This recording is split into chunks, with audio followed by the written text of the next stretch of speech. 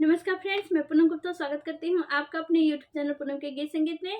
और ये बहुत ही प्यारा सा गाड़ी गीत है। देखिए कैसा लगेगा और कमेंट में जरूर बताइए कि आपको मेरी आवाज में ये गीत कैसा लगा। चला देखिए यूपी के नगीना कॉलेज, चला देखिए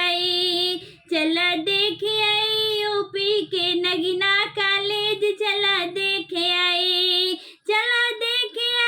यूपी के नगीना कॉलेज, चला देखिए यूपी के नगीना कॉलेज, चला देखिए। मिंटू के बहने न पढ़े में तेज, न पढ़ावे में तेज, सिर्फ नौ ठेले का पटावे में तेज, चला देखिए नगीना यूपी के नगीना कॉलेज, चला देखिए।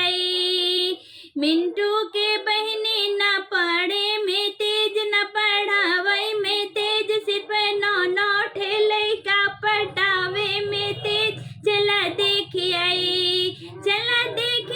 यूपी के नगीना कॉलेज, चला देखिए यूपी के नगीना कॉलेज, चला देखिए।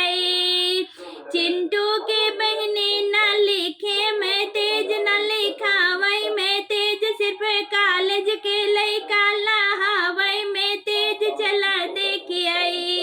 अरे चिंटू के बहने न लिखे में तेज, न लिखावे में तेज, सिर्फ कॉलेज का लइका लहावे में तेज, चला देखिए यूपी के नगीना कॉलेज, चला देखिए यूपी के नगीना कॉलेज, चला देखिए। मिंटू के बहने न गावे में तेज, न गवावे में तेज, सिर्फ नौ लड़का लोभावे में तेज, चला देखिए। अरे मिंटू के बहने न गावे में तेज, न बजावे में तेज, सिर्फ नौ लड़का लोभावे में तेज, चला देखिए यूपी के नगीना कॉलेज, चला देखिए यूपी के नगीना कॉलेज, चला देखिए।